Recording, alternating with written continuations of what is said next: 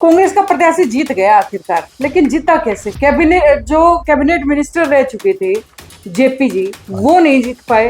चंद्र प्रकाश ने ये गढ़ तोड़ दिया। कैसे तोड़वाया? ये प्लानिंग क्या? कांग्रेस जीत का मतलब कुलदीप बिश्नोई के हारने का कारण एक ही है कि भाजपा ने इनको न्यूट्रल कर दिया और न कोई सेंटर का लीडर आया और न कोई स्टेट की या आदमपुर में जनसभा की और की, तो इनको एक किस्म का कुलदीप बिश्नोई जी ने तो निर्दलीय ही चुनाव लड़े।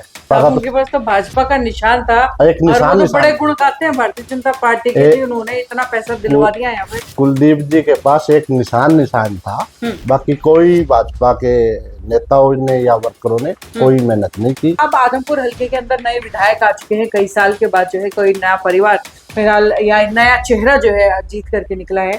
अब उम्मीद कितनी है, आदमपुर का विकास होगा या नहीं? क्योंकि सरकार तो बनी है। विकास तो जरूर होगा और यही इसके लिए प्लानिंग बन रही है। आने वाले दिवाली के बाद में आदमपुर में हफ्ते में एक बार विधायक भी बैठेंगे, लोगों की जनसभा समस्या भी सुनेंगे। क्या कुछ वो चीजें थी, क्या चीज वो कौन से वो पहलू थे जिन पर काम किया गया आदमपुर के गढ़ को हिलाने? काम नहीं किए इन्होंने, काम की वजह से ये चुनाव आ रहे, ना कि कोई पर्सनल किसी आदमी की वजह से। अगर बात करें तो जिस तरीके से ईवीएम को लेकर के सवाल उठाए जा रहे हैं, अब आपको क्या लगता है कि क्या वाकई ईवीएम में गड़बड़ी हुई? बीजेपी के जो मंत्री मुख्यमंत्री थे ना, उनको ये कह रहे थे भी सरकार कांग्रेस की आएगी, तो सबको पता ईवीएम में क्या हुआ क्या नहीं हुआ। अगर आपको लग रहा है कि ईवीएम में गड़बड़ी हुई है, तो फिर क्या वो आदमपुर के लिए नहीं की जा सकती थी क्या? जिस टाइम में हमने लोकसभा चुनाव लड़ा था उस टाइम हम 6,500 वोटों से जीते थे जी।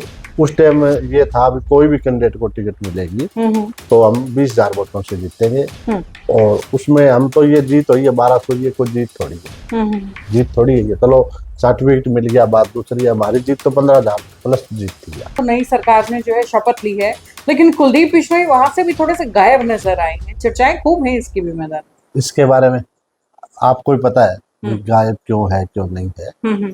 बीजेपी ने जैसे वादे करके इनको साथ लड़ाया था, बीजेपी खरी नहीं रही, इनकी गलती नहीं है। बीजेपी भरोसा इन पे जो वादे पे अपने नहीं रही, वो तो बीजेपी ने धोखा किया है, लोगों ने तो साथ दिया है। कुल मिलाकर के कहना ये चाह रहे हैं कि भारतीय जनता पार्टी ने कुलदीप की बिश्नोई की पूछ करनी बंद कर दी है। नमस्कार, मैं हूं अंकिता सिंह और आप देख रहे हैं सिटी बिग न्यूज। भाई, हरियाणा के अंदर चुनाव के नतीजे आ चुके हैं, नई सरकार शपथ ले चुकी है और इसके बाद अब दौर चल रहा है, सिलसिला चल रहा है हलकों के अंदर जिसकी हार या जीत हुई उसके ऊपर मंथन का।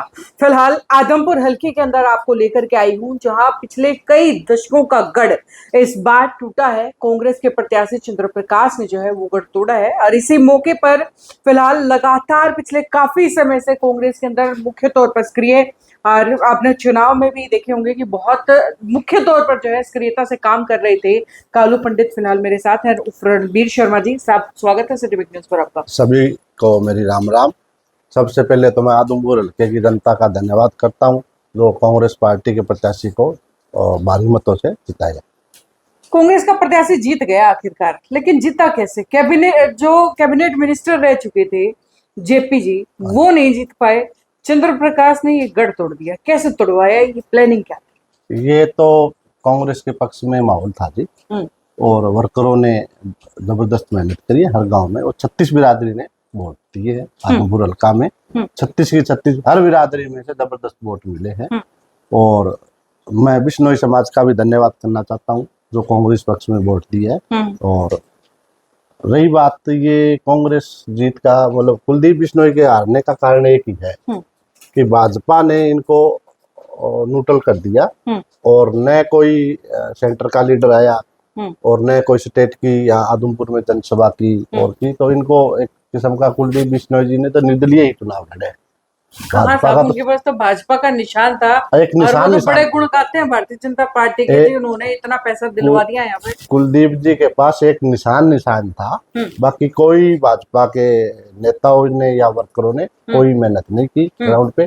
कुलदीप बिश्नोई ने अपने दम पे चुनाव लड़ा यहाँ, और सेंटर से या स्टेट से कोई एक आदमपुर की जनसभा आप बता दो कहीं। आप तो चुनाव को आपने कवर किया है, आदमपुर में या बाड़समंद में कोई इनका स्टेट का लीडर या मतलब सेंटर का लीडर आया हो तो बताओ आप। मतलब आप कहना ये चाह रहे हो कि कुलदीप बिश्नोई, या फिर माफ कीजिएगा भव्य बिश्नोई, क्योंकि चुनाव तो आखिरकार वही लड़ रहे थे, उनको असल नुकसान कांग्रेसियों की मेहनत से ज्यादा भाजपाइयों की रुखसती ने हाँ पहुंचाया है। हाँ हाँ।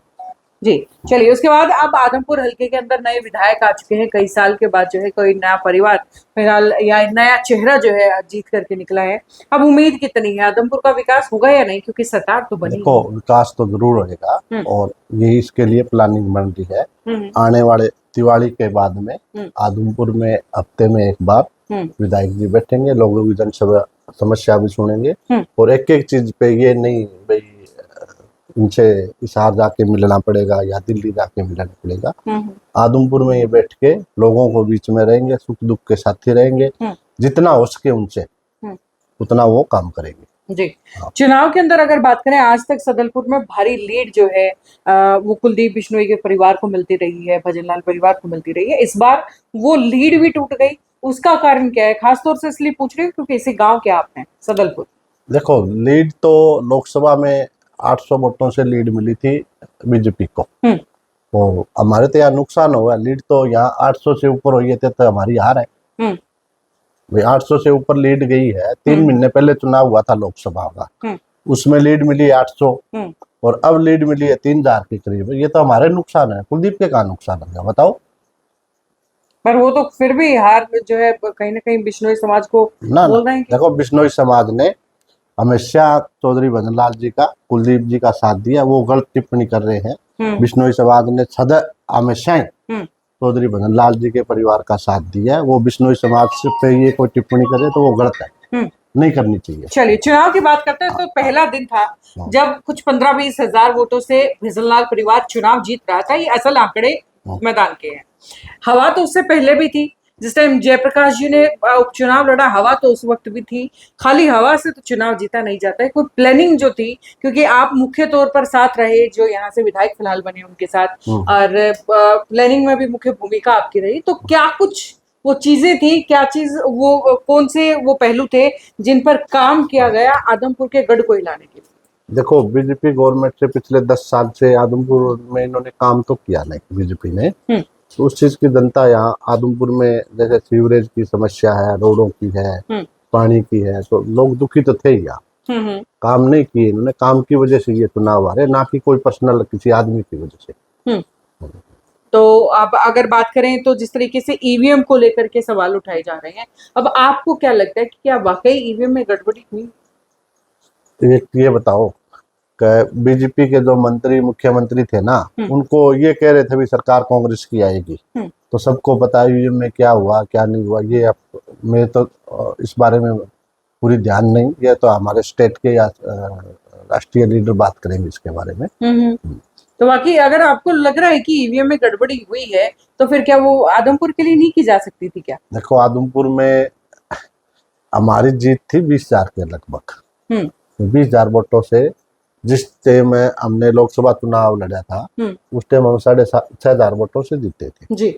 उस टाइम ये था भी कोई भी कैंडिडेट को टिकट मिलेगी तो हम 20,000 वोटों से जीतेंगे। और उसमें हम तो ये जीत हुई है 1200, ये कोई जीत थोड़ी है, जीत थोड़ी है ये। चलो सर्टिफिकेट मिल गया, बात दूसरी है। हमारी जीत तो 15,000 प्लस जीत थी आदमपुर। चलिए फिलहाल अगर मौके की बात करें तो नई सरकार ने जो है शपथ ली है, लेकिन कुलदीप बिश्नोई वहां से भी थोड़े से गायब नजर आए हैं। चर्चाएं खूब हैं इसकी भी मैदान। इसके बारे में आपको ही पता है गायब क्यों है क्यों नहीं है।